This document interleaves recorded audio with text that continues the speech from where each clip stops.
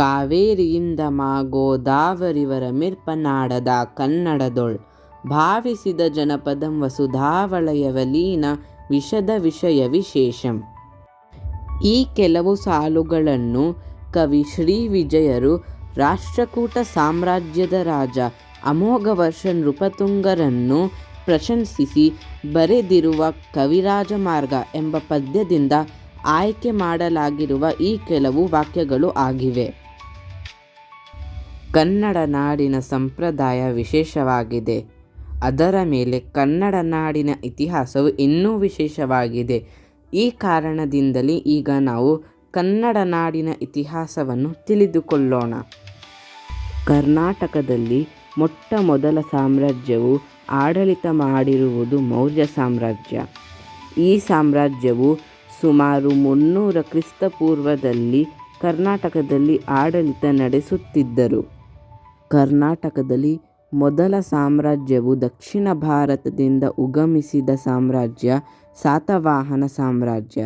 ಈ ಸಾಮ್ರಾಜ್ಯವು ಸುಮಾರು 200 ಕ್ರಿಸ್ತಪೂರ್ವದಿಂದ 200 ಕ್ರಿಸ್ತ ಶತಕದಿಂದ ಆಡಳಿತ ಮಾಡಿರುವ ಸಾಮ್ರಾಜ್ಯ. ಈ ಸಾಮ್ರಾಜ್ಯದ ಮೊದಲ ರಾಜ ಸಿಮುಖ. ಇವರ ಒಂದು ಶಾಸನವಿದೆ. ಆ ಶಾಸನದಲ್ಲಿ ಏನಿದೆ ಎಂದರೆ, ರಾಯಸಿಮುಖ ಸಾತವಾಹನ ಸಿರಿಮತೋ. ಇದರ ಅರ್ಥವೇನೆಂದರೆ, ಸಾತವಾಹನ ಸಾಮ್ರಾಜ್ಯದ ರಾಜ ಸಿಮುಖನು ಶ್ರೀಮಂತನು ಎಂದು ವಿವರಿಸಲಾಗಿದೆ. ಈ ಸಾಮ್ರಾಜ್ಯದ ಸಮಯದಲ್ಲಿ ಸಂಚಿ ಸ್ತೂಪವು ನಿರ್ಮಿಸಲಾಯಿತು. ಈ ಸಾಮ್ರಾಜ್ಯದಿಂದ ಹೊಯ್ಸಳ ಸಾಮ್ರಾಜ್ಯದ ತನಕ ಜೈನ ಧರ್ಮವನ್ನು ವಿಶೇಷವಾಗಿ ಪಾಲಿಸುತ್ತಿದ್ದರು. ಈ ಸಾಮ್ರಾಜ್ಯವು ಸುಮಾರು 200 ಕ್ರಿಸ್ತ ಶತಕದಲ್ಲಿ ಅಂತ್ಯವಾಯಿತು. ಈ ಸಾಮ್ರಾಜ್ಯದ ಅಂತ್ಯ ಆದ ಮೇಲೆ ಬನವಾಸಿಯ ಕದಂಬರ ಆಡಳಿತ ಶುರುವಾಗುತ್ತದೆ. ಈ ಸಾಮ್ರಾಜ್ಯವು ಕ್ರಿಸ್ತ ಶತಕ 345ರಿಂದ 540 ತನಕ ತಮ್ಮ ಆಡಳಿತ ನಡೆಸುತ್ತಾರೆ. ಈ ಸಾಮ್ರಾಜ್ಯವು ತಮ್ಮ ಶಾಸನಗಳಿಗೆ ಒಂದು ವಿಶೇಷ ಸ್ಥಾನವನ್ನು ಪಡೆಯುತ್ತದೆ. ಇದರಲ್ಲಿ ನಾವು ತಾಳಗುಂಡ ಕಂಬ ಶಾಸನ ಮತ್ತು ಹಲ್ಮಿಡಿ ಶಾಸನವನ್ನು ಕಾಣಬಹುದು. ಹಲ್ಮಿಡಿ ಶಾಸನವು ಕನ್ನಡ ಹಾಗೂ ಹಳೆಗನ್ನಡ ಭಾಷೆಯ ಮೊಟ್ಟ ಮೊದಲ ಶಾಸನವಾಗಿರುತ್ತದೆ. ಈ ಸಾಮ್ರಾಜ್ಯದ ಸಮಯದಲ್ಲಿ ಅಶೋಕನ ಕಂಬಗಳಲ್ಲಿ ಕಾಣಿರುವ ಬ್ರಹ್ಮಲಿಪಿಯು ಕದಂಬರ ಲಿಪಿಗೆ ಬದಲಾಯಿತು. ಈ ಸಾಮ್ರಾಜ್ಯದ ಮೊದಲ ರಾಯ ಮಯೂರ ಶರ್ಮ. ಇವರ ವರ್ಣನೆ ನಾವು ತಾಳಗುಂಡ ಕಂಬ ಶಾಸನದಲ್ಲಿ ಕಾಣಬಹುದು. ಸುಮಾರು 500 ಹಾಗೂ 600 ಸಾಮಾನ್ಯ ಶತಕದಲ್ಲಿ ಕದಂಬರು ತಮ್ಮ ಆಳ್ವಿಕೆಯನ್ನು ಕಳೆದು ಹೋದ ನಂತರ ಬಾದಾಮಿಯ ಚಾಲುಕ್ಯರು ಅವರ ಮೇಲೆ ಆಕ್ರಮಣ ಮಾಡಿ ಅಧಿಕಾರವನ್ನು ಪಡೆದಿದ್ದರು. ಇವೆಲ್ಲ ಆದ ಮೇಲೆ ಕದಂಬರು ತಮ್ಮ ಆಡಳಿತ ಗೋವೆಯಲ್ಲಿ ಸ್ಥಾಪಿಸಿ ಚಾಲುಕ್ಯರ ಸಾಮಂತ ರಾಜ್ಯವಾಯಿತು. ಈ ಸಂದರ್ಭದಲ್ಲಿಯೇ ಬಾದಾಮಿಯ ಚಾಲುಕ್ಯರು ತಮ್ಮ ಅಕ್ಕಪಕ್ಕ ರಾಜ್ಯಗಳು, ಉದಾಹರಣೆಗೆ ದಕ್ಷಿಣ ಕರ್ನಾಟಕ, ಆಂಧ್ರ, ತೆಲಂಗಾಣ ಹಾಗೂ ಮಹಾರಾಷ್ಟ್ರ ರಾಜ್ಯಗಳನ್ನು ತಮ್ಮ ಅಧೀನದಲ್ಲಿ ಪಡೆದಿದ್ದರು. ಚಾಲುಕ್ಯರನ್ನು ಶಕ್ತಿಶಾಲಿ ಮಾಡಿರುವ ಕಾರಣವು ನಾವು ಅವರ ರಾಯ ಪುಲಕೇಶಿನ್ ದ್ವಿತೀಯರನ್ನು ಕೊಡಬಹುದು. ಪುಲಕೇಶಿನ್ ದ್ವಿತೀಯರವರ ವರ್ಣನೆ ನಾವು ರವಿಕೀರ್ತಿಯ ಶಾಸನದಲ್ಲಿ ಕಾಣಬಹುದು. ಪುಲಕೇಶಿನ್ ದ್ವಿತೀಯರವರು ಪಲ್ಲವರನ್ನು ಸೋಲಿಸಿ ತಮ್ಮ ಆಡಳಿತ ಆಂಧ್ರದಲ್ಲಿ ಸ್ಥಾಪಿಸಿದರು. ಈ ಸಾಮ್ರಾಜ್ಯದ ಸಮಯದಲ್ಲಿ ಬಾದಾಮಿಯ ಗುಹೆಗಳು ಹಾಗೂ ಪಟ್ಟದಕಲ್ಲಿನ ದೇವಾಲಯಗಳನ್ನು ನಿರ್ಮಿಸಲಾಯಿತು. ರಾಯ ಪುಲಕೇಶಿನ್ ರವರು ಪಲ್ಲವ ಸಾಮ್ರಾಜ್ಯವನ್ನು ಸೋಲಿಸುವ ಮುನ್ನ ಗಂಗರವರ ಸಾಮ್ರಾಜ್ಯವನ್ನು ಸ್ಥಾಪಿಸಲಾಯಿತು. ಗಂಗರು ಬಾದಾಮಿಯ ಚಾಲುಕ್ಯರ ಸಾಮಂತ ರಾಜ್ಯವಾಗಿದ್ದವರು. ಕೋಲಾರ ಹಾಗೂ ತಲಕಾಡು ಅವರ ರಾಜ್ಯದ ರಾಜಧಾನಿಯಾಗಿತ್ತು. ಇವರ ಬಹಳ ಐತಿಹಾಸಿಕ ಸ್ಮಾರಕವನ್ನು ನಾವು ಶ್ರವಣಬೆಳಗೊಳದಲ್ಲಿ ಕಾಣಬಹುದು. ಇವರು ಬಹಳ ಬಸದಿಗಳನ್ನು ನಿರ್ಮಿಸಿದ್ದವರು. ಅದರಲ್ಲಿ ನಾವು ಪರಮವಾಗಿ ಗುಮ್ಟೇಶ್ವರರ ಪ್ರತಿಮೆಯನ್ನು ಕಾಣಬಹುದು. ನಾನು ಮೊದಲು ಹೇಳಿದ ಪ್ರಕಾರ ಈ ರಾಜ್ಯವು ಕೂಡ ಜೈನ ಧರ್ಮವನ್ನು ವಿಶೇಷವಾಗಿ ಪಾಲಿಸುತ್ತಿದ್ದರು. ಈ ರಾಜ್ಯದಲ್ಲಿ ನಾವು ಒಬ್ಬ ಸೇನಾಪತಿಯನ್ನು ಕಾಣಬಹುದು, ಚಾವುಂಡರಾಯರವರು. ಅವರ ಒಂದು ಬಸದಿಯೂ ಕೂಡವಿದೆ. ಪುಲಕೇಶಿನ್ರವರು ಪಲ್ಲವರನ್ನು ಸೋಲಿಸುವ ಮುನ್ನ ವಿಷ್ಣುವರ್ಧನರನ್ನು ಆಂಧ್ರದಲ್ಲಿ ಆಡಳಿತ ಮಾಡುವುದಕ್ಕೆ ಕಳಿಸುತ್ತಾರೆ. ಅವರು ಪುಲಕೇಶಿನ್ರವರ ತಮ್ಮರಾಗಿದ್ದವರು. ವಿಷ್ಣುವರ್ಧನ್ರವರು ಆಂಧ್ರದಲ್ಲಿ ತಮ್ಮ ಒಂದು ಸ್ವಂತ ರಾಜ್ಯ ವೆಂಗಿಯ ಚಾಲುಕ್ಯ ಸಾಮ್ರಾಜ್ಯವನ್ನು ಸ್ಥಾಪಿಸುತ್ತಾರೆ. ಪುಲಕೇಶಿನ್ ದ್ವಿತೀಯರವರ ಮರಣದ ನಂತರ ತಮ್ಮ ಒಂದು ಸಾಮಂತ ರಾಜ್ಯವಾಗಿದ್ದ ದಾಂತಿದುರ್ಗವು ಬಾದಾಮಿ ಚಾಲುಕ್ಯರ ಮೇಲೆ ಆಕ್ರಮಣಿಸಿ ತಮ್ಮ ಒಂದು ಸ್ವಂತ ರಾಜ್ಯ ರಾಷ್ಟ್ರಕೂಟ ಸಾಮ್ರಾಜ್ಯವನ್ನು ಸ್ಥಾಪಿಸುತ್ತಾರೆ. ಈ ಆಕ್ರಮಣವು ಸುಮಾರು 750 ಹಾಗೂ 8ನೇ ಸಾಮಾನ್ಯ ಶತಕದಲ್ಲಿ ನಡೆಯುತ್ತದೆ ಹಾಗೂ ಗಂಗರು ರಾಷ್ಟ್ರಕೂಟರ ಸಾಮಂತ ರಾಜ್ಯವಾಗುತ್ತದೆ. ರಾಷ್ಟ್ರಕೂಟ ಸಾಮ್ರಾಜ್ಯವು ತಮ್ಮ ಆಡಳಿತ ಉತ್ತರ ಭಾರತದಲ್ಲಿ ಸ್ಥಾಪಿಸುತ್ತಾರೆ. 785ನೇ ಕ್ರಿಸ್ತ ಶತಕದಲ್ಲಿ ನಾವು ತ್ರಿಪಕ್ಷೀಯ ಹೋರಾಟ ಅಥವಾ ಆಂಗ್ಲದಲ್ಲಿ ತ್ರಿಪಾರ್ಟೈಟ್ ಸ್ಟ್ರಗಲ್ ಅನ್ನು ಕಾಣಬಹುದು. ಈ ಹೋರಾಟದಲ್ಲಿ ರಾಷ್ಟ್ರಕೂಟ ಸಾಮ್ರಾಜ್ಯ, ಪಾಲ ಸಾಮ್ರಾಜ್ಯ, ಗುರ್ಜರ ಪ್ರತಿಹಾರ ಸಾಮ್ರಾಜ್ಯಗಳು ಹೋರಾಡಿಸುತ್ತಾರೆ. ಈ 3 ರಾಜ್ಯಗಳು ತಮ್ಮ ಅಧಿಕಾರ ಕನ್ನೌಜಿನಲ್ಲಿ ಸ್ಥಾಪಿಸುವುದಕ್ಕೆ ಅವುಗಳು ಹೋರಾಡಿಸುತ್ತಾರೆ. ಈ ಸಾಮ್ರಾಜ್ಯದ ರಾಜಧಾನಿ ಮಾನ್ಯಕೇತ ಅಥವಾ ಮಾಲ್ಖೇಡ್ವಾಗಿತ್ತು. ಈ ಸಾಮ್ರಾಜ್ಯದ ಸಮಯದಲ್ಲಿಯೇ ಕೈಲಾಸ ದೇವಾಲಯ ಹಾಗೂ ಎಲ್ಲೋರೆಯ ಗುಹೆಗಳನ್ನು ಕಟ್ಟಿದ್ದರು. ಈ ಸಾಮ್ರಾಜ್ಯದ ಸಮಯದಲ್ಲಿ ಒಂದು ಪ್ರಮುಖವಾದ ರಾಜ ನಾವು ಕಾಣಬಹುದು. ಅವರು ಅಮೋಘವರ್ಷ ನೃಪತುಂಗ. ಈ ಚಿತ್ರವು ಬಂದು ಅವರ ಶಾಸನ. ಕವಿ ಶ್ರೀ ವಿಜಯರು ಅಮೋಘವರ್ಷ ನೃಪತುಂಗರಿಗೆ ಪ್ರಶಂಸಿಸಿ ಹಾಗೂ ಕನ್ನಡ ನಾಡಿನ ಬಗೆಗೆ ಬರೆದಿರುವ ಕವಿರಾಜಮಾರ್ಗ ಎಂಬ ಪದ್ಯವು ಒಂದು ಬಹಳ ಮುಖ್ಯವಾದ ಕವಿತೆಯಾಗಿದೆ. 900ನೇ ಶತಮಾನದಲ್ಲಿ ಮಾಲ್ವಾ ರಾಜ್ಯವು ರಾಷ್ಟ್ರಕೂಟ ರಾಜಧಾನಿ ಮಾನ್ಯಕೇತದಲ್ಲಿ ದರೋಡೆ ಮಾಡಿರುವ ಮುನ್ನ ರಾಷ್ಟ್ರಕೂಟ ಸಾಮ್ರಾಜ್ಯವು ತಮ್ಮ ಆಡಳಿತ ಕಳೆದು ಹೋದರು. ಈ ಸಂದರ್ಭದಲ್ಲಿಯೇ ಬನವಾಸಿ ಜಿಲ್ಲೆಯಲ್ಲಿರುವ ಚಾಲುಕ್ಯರಾಯ ಚಟ್ಟಿಗದೇವನು ಕದಂಬರ ಜೊತೆಯಲ್ಲಿ ರಾಷ್ಟ್ರಕೂಟರ ವಿರುದ್ಧ ಹೋರಾಡಿಸುತ್ತಾರೆ. ಆದರೆ ಈ ಹೋರಾಟ ಅಸಫಲವಾಯಿತು. ಈ ಅಸಫಲತೆಯಿಂದಲೇ ಚಟ್ಟಿಗದೇವನ ಸ್ಥಾನದಲ್ಲಿ ತೈಲಪ ದ್ವಿತೀಯರು ಚಾಲುಕ್ಯರಾಯವಾಗಿದ್ದರು. ತೈಲಪ ದ್ವಿತೀಯರು ರಾಷ್ಟ್ರಕೂಟ ಸಾಮ್ರಾಜ್ಯದ ವಿರುದ್ಧ ಹೋರಾಡಿಸಿ ತಮ್ಮ ರಾಜಧಾನಿ ಮಾನ್ಯಕೇತದಲ್ಲಿ ಸ್ಥಾಪಿಸಿ ಪೂರ್ತಿ ರಾಷ್ಟ್ರಕೂಟ ಸಾಮ್ರಾಜ್ಯವನ್ನು ಆಕ್ರಮಣಿಸಿ ಗಂಗ ರಾಜ್ಯವನ್ನು ತಮ್ಮ ಸಾಮಂತ ರಾಜ್ಯ ಮಾಡಿಕೊಳ್ಳಿರುವ ಮುನ್ನ ಕಲ್ಯಾಣಿ ಚಾಲುಕ್ಯ ಸಾಮ್ರಾಜ್ಯವನ್ನು ಸ್ಥಾಪಿಸುತ್ತಾರೆ. ಈ ಸಂದರ್ಭದಲ್ಲಿಯೇ ಚೋಳ ರಾಜ್ಯವು ಗಂಗರು ಹಾಗೂ ವೆಂಗಿಯ ಚಾಲುಕ್ಯರನ್ನು ಆಕ್ರಮಣಿಸುತ್ತಾರೆ. ಈ ಕಾರಣದಿಂದಲೇ ಕಲ್ಯಾಣಿ ಚಾಲುಕ್ಯರು ಹಾಗೂ ಚೋಳರ ಮಧ್ಯದಲ್ಲಿ ಕೆಲವು ಹೋರಾಟಗಳು ನಡೆಯುತ್ತದೆ. ಈ ಸಾಮ್ರಾಜ್ಯದ ಸಮಯದಲ್ಲಿಯೇ ನಾವು ಬಸವಣ್ಣನವರನ್ನು ಕಾಣಬಹುದು ಹಾಗೂ ಲಿಂಗಾಯತ ಚಳುವಳಿ ಮತ್ತು ವಚನ ಸಾಹಿತ್ಯ ನಡೆಯುತ್ತದೆ. ಈ 2 ರಾಜ್ಯಗಳು ಜಾಸ್ತಿ ಕಾಲದಿಂದ ಹೋರಾಡಿಸಿ ತಮ್ಮ ಸಂಪತ್ತಿ ಹಾಗೂ ಆಡಳಿತವನ್ನು ಕಳೆದುಕೊಳ್ಳುತ್ತಾರೆ. ಈ ಸಂದರ್ಭದಲ್ಲಿಯೇ ಕೆಲವು ರಾಜ್ಯಗಳು ಕಾಕತೀಯರು, ಪಾಂಡ್ಯರು, ಯಾದವರು ಹಾಗೂ ಹೊಯ್ಸಳರು ಒಂದು ಸ್ವತಂತ್ರ ರಾಜ್ಯಗಳಾಗುತ್ತವೆ. ಈ ಕಾರಣದಿಂದಲೇ ಕಲ್ಯಾಣಿ ಚಾಲುಕ್ಯರು ತಮ್ಮ ಆಡಳಿತ ಪೂರ್ತಿಯಾಗಿ ಕಳೆದುಕೊಳ್ಳುವ ಮುನ್ನ ಹೊಯ್ಸಳ ಹಾಗೂ ಯಾದವ ಸಾಮ್ರಾಜ್ಯಗಳು ಒಂದು ಪ್ರಮುಖವಾದ ರಾಜ್ಯವಾಗುತ್ತದೆ. ಹೊಯ್ಸಳ ಸಾಮ್ರಾಜ್ಯವು ಒಂದು ಬಹಳ ಪ್ರಮುಖವಾದ ಸಾಮ್ರಾಜ್ಯ. ಈ ರಾಜ್ಯದ ಉಗಮದ ಬಗ್ಗೆ ಒಂದು ಕಥೆ ಇದೆ.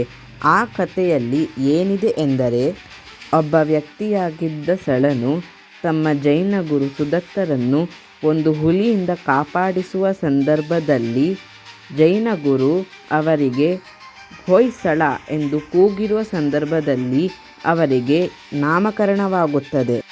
ಹೊಯ್ಸಳ ರಾಜ್ಯವು ತಮ್ಮ ವಾಸ್ತುಶಿಲ್ಪಕ್ಕೆ ಒಂದು ಬಹಳ ಮಹತ್ವವಾದ ಸ್ಥಾನ ಪಡೆಯುತ್ತದೆ. ಉದಾಹರಣೆಗೆ ಹೊಯ್ಸಳೇಶ್ವರ ದೇವಾಲಯ, ಚೆನ್ನಕೇಶವ ದೇವಾಲಯ ಹಾಗೂ ಸೋಮನಾಥಪುರ ದೇವಾಲಯಗಳು ಪ್ರಮುಖವಾದ ಉದಾಹರಣೆಯಾಗಿವೆ. ಈ ರಾಜ್ಯದ ಮುಖ್ಯವಾದ ರಾಯ ವಿಷ್ಣುವರ್ಧನ. ಇವರ ಮೊದಲ ಹೆಸರು ಬಿಟ್ಟಿದೇವ. ರಾಮಾನುಜಾಚಾರ್ಯರನ್ನು ಚೋಳರಾಯವಾಗಿದ್ದ ಕುಲೋತ್ತುಂಗ ದ್ವಿತೀಯರು ತಮ್ಮ ರಾಜ್ಯದಿಂದ ಹೊರಗೆ ಹಾಕಿ ರಾಮಾನುಜಾಚಾರ್ಯರು ಬಿಟ್ಟಿದೇವನ ಒಳಗೆ ಶರಣವಾಗುತ್ತಾರೆ. ಈ ಕಾರಣದಿಂದಲೇ ಬಿಟ್ಟಿದೇವರು ತಮ್ಮ ನಾಮಕರಣ ವಿಷ್ಣುವರ್ಧನ ಆಗಿ ಮಾಡಿ ತಮ್ಮ ರಾಜ್ಯದ ಧರ್ಮ ಜೈನ ಧರ್ಮದಿಂದ ಹಿಂದೂ ಧರ್ಮ, ವಿಶೇಷವಾಗಿ ವೈಷ್ಣವ ಧರ್ಮವನ್ನು ಸ್ಥಾಪಿಸುತ್ತಾರೆ. ಈ ಕಾರಣದಿಂದಲೇ ಕರ್ನಾಟಕದಲ್ಲಿ ಜೈನ ಧರ್ಮದ ಅವನತಿಯನ್ನು ಕಾಣಬಹುದು. ಹೊಯ್ಸಳ ಸಾಮ್ರಾಜ್ಯದ ಸಮಯದಲ್ಲಿ ನಾವು ಕನ್ನಡ ಸಾಹಿತ್ಯದ ಉನ್ನತಿಯನ್ನು ಕಾಣಬಹುದು. 13ನೇ ಸಾಮಾನ್ಯ ಶತಕದಲ್ಲಿ ಅಲಾವುದ್ದೀನ್ ಖಿಲ್ಜಿನ ಸೇನಾಪತಿ ಮಲಿಕ್ ಕಫೂರ್ ದಕ್ಷಿಣ ಭಾರತದ ರಾಜ್ಯಗಳನ್ನು ಆಕ್ರಮಣಿಸುತ್ತಾರೆ. ಮೊದಲಾದ ಯಾದವ ರಾಜ್ಯ, ಅದರ ಆದ ಮೇಲೆ ಕಾಕತೀಯ ರಾಜ್ಯ, ಅದರ ನಂತರ ಪಾಂಡ್ಯ ರಾಜ್ಯ ಹಾಗೂ ಹೊಯ್ಸಳ ರಾಜ್ಯಗಳನ್ನು ಲೂಟಿ ಮಾಡಿಕೊಂಡು ಹೋಗುತ್ತಾರೆ. ಈ ಸಂದರ್ಭದಲ್ಲಿಯೇ ಮಲಿಕ್ ಕಫೂರ್ ಹೊಯ್ಸಳ ದೇವಾಲಯಗಳನ್ನು ನಾಶಿಸುತ್ತಾರೆ. ಸುಮಾರು 1330ರಂದು ಮತ್ತೊಮ್ಮೆ ತುಘಲಕನ ಸೈನ್ಯವು ದಕ್ಷಿಣ ಭಾರತದಲ್ಲಿ ಆಡಳಿತ ಮಾಡುವುದಕ್ಕೆ ಆಕ್ರಮಣ ಮಾಡಿಸುತ್ತಾರೆ. ಅವರು ಕಾಕತೀಯ, ಪಾಂಡ್ಯ ಹಾಗೂ ಹೊಯ್ಸಳ ಸಾಮ್ರಾಜ್ಯಗಳನ್ನು ಆಕ್ರಮಣಿಸಿ ಮದುರೈ ಸುಲ್ತಾನತೆಯನ್ನು ಸ್ಥಾಪಿಸುತ್ತಾರೆ. ಈ ಸಂದರ್ಭದಲ್ಲಿ ಹೊಯ್ಸಳ ಸಾಮ್ರಾಜ್ಯದ ಕೊನೆಯ ರಾಯ ವೀರಬಳ್ಳಾಲ ತೃತೀಯರು ಮದುರೈ ಸುಲ್ತಾನತದ ವಿರುದ್ಧ ಹೋರಾಡಿಸುವ ಸಂದರ್ಭದಲ್ಲಿ ತಮ್ಮ ಸಾವು ಒಪ್ಪಿಕೊಂಡು ಹೊಯ್ಸಳ ಸಾಮ್ರಾಜ್ಯದ ಅಂತವನ್ನು ಕಾಣಬಹುದು. ಇವೆಲ್ಲ ಆದ ಮೇಲೆ ಸುಮಾರು 1330ರಂದು ಕೆಲವು ರಾಜ್ಯಗಳು ತಮ್ಮ ಸ್ವಾತಂತ್ರ್ಯ ಘೋಷಿಸುತ್ತಾರೆ. ಅವುಗಳು ಪಾಂಡ್ಯರು, ಜಮೋರಿನರು, ಮದುರೈ ಸಲ್ತನತ್ ಹಾಗೂ ವಿಜಯನಗರ ಸಾಮ್ರಾಜ್ಯ. ಹಕ್ಕ ಹಾಗೂ ಬುಕ್ಕರಾಯರು ಈ ಸಾಮ್ರಾಜ್ಯವನ್ನು ಸ್ಥಾಪಿಸುವವರು. ಇವುಗಳು ಅವರ ಹೆಸರಿನಲ್ಲಿರುವ ನಾಣ್ಯಗಳು. ಹಕ್ಕ ಅಥವಾ ಹರಿಹರ ಪ್ರಥಮರು ಹೊಯ್ಸಳ ರಾಯ ವೀರಬಳ್ಳಾಲ ತೃತೀಯರ ಉತ್ತರಾಧಿಕಾರಿಯಾಗಿದ್ದವರು.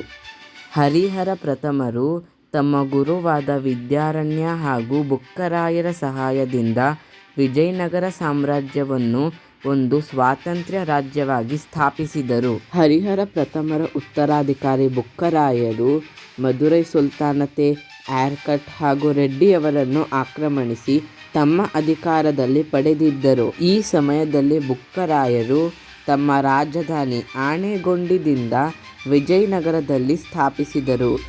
ಈ ನಗರದಲ್ಲಿ ನಾವು ಬಹಳ ಐತಿಹಾಸಿಕ ಸ್ಮಾರಕವನ್ನು ಕಾಣಬಹುದು.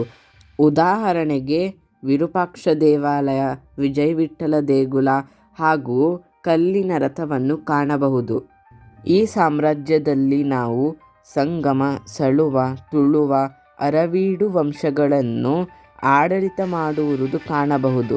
ಹರಿಹರ ಬುಕ್ಕರಾಯರು ಸಂಗಮ ವಂಶದಿಂದ ಬಂದಿರುವುದು. ಬುಕ್ಕರಾಯರ ಮೊಮ್ಮಗ ದೇವರಾಯ ದ್ವಿತೀಯರು 1430ರಂದು ಜಮೋರಿನರು ಹಾಗೂ ಒಡಿಸ್ಸಾದ ಗಜಪತಿ ಸಾಮ್ರಾಜ್ಯಗಳನ್ನು ಆಕ್ರಮಣಿಸಿ ತಮ್ಮ ಅಧಿಕಾರದಲ್ಲಿ ಪಡೆದಿದ್ದರು. ಅವರ ಮರಣದ ನಂತರ ಗಜಪತಿ ಸಾಮ್ರಾಜ್ಯವು ಆಂಧ್ರವನ್ನು ಆಕ್ರಮಣಿಸಿ ತಮ್ಮ ಅಧಿಕಾರದಲ್ಲಿ ಪಡೆಯುತ್ತಾರೆ. ದೇವರಾಯ ದ್ವಿತೀಯರ ಮೊಮ್ಮಗರಾಗಿರುವ ವಿರೂಪಾಕ್ಷರಾಯರು ಚಿಂತೆವಿಲ್ಲದೆ ಆಡಳಿತ ಮಾಡಿರುವ ಕಾರಣ ಸಳುವ ನರಸಿಂಹರಾಯರು ಅವರನ್ನು ತೆಗೆದುಹಾಕಿ ತಾವೇ ವಿಜಯನಗರ ರಾಯವಾಗಿದ್ದರು. ಈ ಸಂದರ್ಭದಲ್ಲಿ ನಾವು ಸಂಗಮ ವಂಶದ ಅಂತ ಹಾಗೂ ಸಳುವ ವಂಶವು ಶುರುಪಡಿಸುತ್ತದೆ. ನರಸಿಂಹರಾಯರು ಗಜಪತಿಯರನ್ನು ಆಂಧ್ರದಿಂದ ಓಡಿಸಿ ತಮ್ಮ ಅಧಿಕಾರದಲ್ಲಿ ಪಡೆಯುತ್ತಾರೆ. ಈ ಸಂದರ್ಭದಲ್ಲಿ ಬಹಮನಿ ಸುಲ್ತಾನತೆ ಹಾಗೂ ವಿಜಯನಗರ ಸಾಮ್ರಾಜ್ಯಗಳ ನಡುವೆ ಹೋರಾಟಗಳು ನಡೆಯುತ್ತದೆ. ಇವೆಲ್ಲ ಆದ ಮೇಲೆ ಸಳುವ ನರಸಿಂಹರಾಯರ ಉತ್ತರಾಧಿಕಾರಿ ತುಳುವ ನರಸನಾಯಕರು ರಾಯವಾಗುತ್ತಾರೆ. ಅವರ ಎರಡನೆಯ ಮಗ ಕೃಷ್ಣದೇವರಾಯರು ಒಂದು ಪ್ರಮುಖವಾದ ರಾಯವಾಗುತ್ತಾರೆ. ಕೃಷ್ಣದೇವರಾಯರು ಗಜಪತಿಯರನ್ನು ಸೋಲಿಸಿ ಬಹಮನಿ ಸುಲ್ತಾನತೆಯ ಕೆಲವು ಭಾಗಗಳು ತಮ್ಮ ಆಡಳಿತದಲ್ಲಿ ಪಡೆದಿದ್ದರು. ಈ ಸಂದರ್ಭದಲ್ಲಿಯೇ ನಾವು ಬಹಮನಿ ಸುಲ್ತಾನತೆಯು 5 ಭಾಗದಲ್ಲಿ ವಿಂಗಡಣೆ ಕಾಣಬಹುದು. ಅವುಗಳು ಗೋಲ್ಕೊಂಡ, ಬೀದರ್, ಬೇರಾರ್, ಬಿಜಾಪುರ್ ಹಾಗೂ ಅಹಮದ್ನಗರ್ ರಾಜ್ಯಗಳು. ಈ ವಿಂಗಡಣೆ ಸುಮಾರು 1515ರಂದು ನಡೆಯುತ್ತದೆ. ಈ ಸಾಮ್ರಾಜ್ಯದಲ್ಲಿ ಬಂಗಾರವನ್ನು ಮಾರುವುದು ಕಾಣಬಹುದು. ಕೃಷ್ಣದೇವರಾಯರ ಮರಣದ ನಂತರ 1565ರಂದು ಅವರ ಅಳಿಯ ರಾಮರಾಯರು ಈ 5 ಸುಲ್ತಾನತೆಯ ವಿರುದ್ಧ ತಲಿಕೋಟೆಯ ಯುದ್ಧದಲ್ಲಿ ಸೋತು ಹೋಗುತ್ತಾರೆ. ರಾಮರಾಯರ ಮರಣದ ನಂತರ ಈ 5 ಸುಲ್ತಾನತೆಗಳು ವಿಜಯನಗರವನ್ನು ಪೂರ್ತಿಯಾಗಿ ಲೂಟಿಸಿ ಅದನ್ನು ನಾಶಿಸಿ ಹೋಗುತ್ತಾರೆ. ಅವರು ಬಹಳ ಮೂರ್ತಿಗಳನ್ನು ಕೂಡ ನಾಶಿಸುತ್ತಾರೆ. ಉದಾಹರಣೆಗೆ ಉಗ್ರ ನರಸಿಂಹ ಮೂರ್ತಿಯನ್ನು ಕಾಣಬಹುದು. ಇವೆಲ್ಲ ಆದ ಮೇಲೆ ವಿಜಯನಗರ ಸಾಮ್ರಾಜ್ಯವು ದುರ್ಬಲಗೊಳಿಸುತ್ತದೆ. ಈ ಪರಿಸ್ಥಿತಿಯನ್ನು ನೋಡಿ ಬಹಳ ಸಾಮಂತ ರಾಜಗಳು ತಮ್ಮ ಸ್ವಾತಂತ್ರ್ಯವನ್ನು ಘೋಷಿಸುತ್ತಾರೆ. ಅವುಗಳು ಮದುರೈ ನಾಯಕರು, ತಂಜಾವೂರು ನಾಯಕರು, ಮೈಸೂರು ರಾಜ್ಯ, ಬೆಂಗಳೂರು ಹಾಗೂ ಕೋಲಾರ ನಾಯಕರು, ಚಿತ್ರದುರ್ಗ ನಾಯಕರು, ಕೇಲಾಡಿ ನಾಯಕರು, ಜಮೋರಿನರು, ಕೇರಳದ ರಾಜ್ಯಗಳು ಹಾಗೂ ಕೆಲವು ರಾಜ್ಯಗಳು ತಮ್ಮ ಸ್ವಾತಂತ್ರ್ಯವನ್ನು ಘೋಷಿಸುತ್ತಾರೆ. ಈ ಸಂದರ್ಭದಲ್ಲಿಯೇ ತಿರುಮಲ ದೇವರಾಯರು ಅರವೀಡು ವಂಶವನ್ನು ಶುರುಪಡಿಸುತ್ತಾರೆ. ಈ ಸಂದರ್ಭದಲ್ಲಿಯೇ ಕೆಂಪೇಗೌಡ ಪ್ರಥಮರು ಬೆಂಗಳೂರು ನಗರವನ್ನು ಸ್ಥಾಪಿಸಿ ತಮ್ಮ ಸ್ವಾತಂತ್ರ್ಯವನ್ನು ಘೋಷಿಸುತ್ತಾರೆ. ವಿಜಯನಗರ ಸಾಮ್ರಾಜ್ಯವು 1646ರಂದು ಅದರ ಅಂತವನ್ನು ಕಾಣಬಹುದು. ಈ ಸಂದರ್ಭದಲ್ಲಿ ಸುಮಾರು 1650ರಂದು ಉತ್ತರ ಭಾರತದಿಂದ ಮುಘಲ್ ಸಾಮ್ರಾಜ್ಯವು ದಕ್ಷಿಣ ಭಾರತದಲ್ಲಿ ಆಕ್ರಮಣಿಸಿ ಅಹಮದ್ನಗರ್, ಬಿಜಾಪುರ್ ಹಾಗೂ ಗೋಲ್ಕೊಂಡ ಸುಲ್ತಾನತೆಗಳನ್ನು ತಮ್ಮ ಆಡಳಿತದಲ್ಲಿ ಪಡೆಯುತ್ತದೆ. ಈ ಸಂದರ್ಭದಲ್ಲಿ ಮರಾಠ ಸಾಮ್ರಾಜ್ಯವು ತಮ್ಮ ಸ್ವಾತಂತ್ರ್ಯವನ್ನು ಘೋಷಿಸುತ್ತಾರೆ. ಮುಘಲ್ ಸಾಮ್ರಾಜ್ಯವು ದಕ್ಷಿಣ ಭಾರತದಲ್ಲಿ ಆಕ್ರಮಣಿಸುವ ಸಂದರ್ಭದಲ್ಲಿ ಬೆಂಗಳೂರು ಜಾಗೀರುರಾಗಿರುವ ವೆಂಕೋಜಿ ಭೋಂಸ್ಲೆ ಅವರು ಚಿಕ್ಕದೇವರಾಜ ಒಡೆಯರ್ ಅವರಿಗೆ ಬೆಂಗಳೂರನ್ನು 3 ಲಕ್ಷ ರೂಪಾಯಿಗಳಿಗೆ ಮಾರಿಬಿಡುತ್ತಾರೆ. ಈ ಸಂದರ್ಭದಲ್ಲಿಯೇ ನಾವು ಜಂಗಮ ಹತ್ಯಾಕಾಂಡವನ್ನು ಕಾಣಬಹುದು. ಇವೆಲ್ಲ ಆದ ಮೇಲೆ ಸುಮಾರು 670ರಂದು ಮೈಸೂರು ಸಾಮ್ರಾಜ್ಯದ ಪ್ರಾದೇಶಿಕ ವಿಸ್ತರಣೆಯನ್ನು ಕಾಣಬಹುದು. 1720ರಂದು ಮೊಘಲ್ ಸಾಮ್ರಾಜ್ಯವು ತಮ್ಮ ಆಡಳಿತ ದಕ್ಷಿಣ ಭಾರತದಲ್ಲಿ ಕಳೆದು ಹೋಗುತ್ತಾರೆ. ಅವರ ಸ್ಥಾನದಲ್ಲಿ ನಾವು ನಿಜಾಮರು ಹಾಗೂ ಆರ್ಕಟಿನ ನವಾಬಗಳನ್ನು ಕಾಣಬಹುದು. ಈ ಸಮಯದಲ್ಲಿಯೇ ಆಂಗ್ಲರು ತಮ್ಮ ಆಡಳಿತ ಭಾರತದಲ್ಲಿ ಶುರುಪಡಿಸುತ್ತಾರೆ. ಈ ಸಂದರ್ಭದಲ್ಲಿಯೇ 1761ರಂದು ಮೈಸೂರು ರಾಜರ ಸೇನಾಪತಿಯಾದ ಹೈದರ್ ಅಲಿಯು ಕೃಷ್ಣರಾಜ ಒಡೆಯರ್ ದ್ವಿತೀಯರವರನ್ನು ತಮ್ಮ ಸ್ಥಾನದಿಂದ ತೆಗೆದುಹಾಕಿ ತಾವೇ ಮೈಸೂರು ಸುಲ್ತಾನು ಆಗುತ್ತಾರೆ. ಇವೆಲ್ಲ ಆದ ಮೇಲೆ ಹೈದರ್ ಅಲಿಯು ಅಕ್ಕಪಕ್ಕ ರಾಜ್ಯಗಳಲ್ಲಿ ತಮ್ಮ ಆಡಳಿತ ಸ್ಥಾಪಿಸುತ್ತಾರೆ. ಈ ಸಂದರ್ಭದಲ್ಲಿ ಚಿತ್ರದುರ್ಗದಲ್ಲಿ ಒನಕೆ ಓಬವ್ವರು ಹೈದರ್ ಅಲಿಯ ಸೈನ್ಯವನ್ನು ಕೊಂದು ಹಾಕುತ್ತಾರೆ. 1770ರಂದು ಹೈದರ್ ಅಲಿಯು ಜಮೋರಿನರು, ಕೊಚ್ಚಿ, ನಿಜಾಮರು ಹಾಗೂ ಮರಾಠರನ್ನು ಆಕ್ರಮಣಿಸಿ ತಮ್ಮ ಆಡಳಿತದಲ್ಲಿ ಪಡೆಯುತ್ತಾರೆ. ಆಂಗ್ಲರು ಮೈಸೂರಿನ ಬಲೆಯನ್ನು ನೋಡಿ ಅವರ ವಿರುದ್ಧ ಯುದ್ಧವನ್ನು ಘೋಷಿಸುತ್ತಾರೆ. ಪ್ರಥಮ ಆಂಗ್ಲ-ಮೈಸೂರು ಯುದ್ಧದಲ್ಲಿ ಮರಾಠರು, ನಿಜಾಮರು, ಆಂಗ್ಲರು ಮೈಸೂರಿನ ವಿರುದ್ಧ ಯುದ್ಧ ಘೋಷಿಸುತ್ತಾರೆ. ಆದರೆ ಹೈದರ್ ಅಲಿಯು ಮರಾಠರನ್ನು ಧನರಾಶಿಯನ್ನು ಕೊಟ್ಟು ನಿಜಾಮರ ಜೊತೆಯಲ್ಲಿ ಮದ್ರಾಸಿನ ಮೇಲೆ ಆಕ್ರಮಣಿಸಿ ಅವರನ್ನು ಸೋಲಿಸುತ್ತಾರೆ.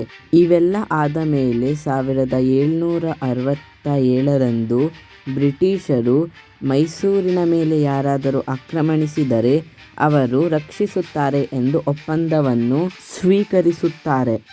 ಮರಾಠರು ಮೈಸೂರಿನ ಮೇಲೆ ಆಕ್ರಮಣಿಸಿದಾಗ ಬ್ರಿಟಿಷರು ಸಹಾಯಕ್ಕೆ ಬರುವುದಿಲ್ಲ. ಆಂಗ್ಲರು ಮಾಹೆಯ ಮೇಲೆ ಆಕ್ರಮಣಿಸಿದಾಗ ದ್ವಿತೀಯ ಆಂಗ್ಲ-ಮೈಸೂರು ಯುದ್ಧವು ಶುರುಪಡಿಸುತ್ತದೆ. ಈ ಯುದ್ಧವು ಮಂಗಳೂರು ಒಪ್ಪಂದದಿಂದ ಅಂತ್ಯವಾಗುತ್ತದೆ. 1782ರಂದು ಹೈದರ್ ಅಲಿಯ ಮರಣವಾಗುತ್ತದೆ.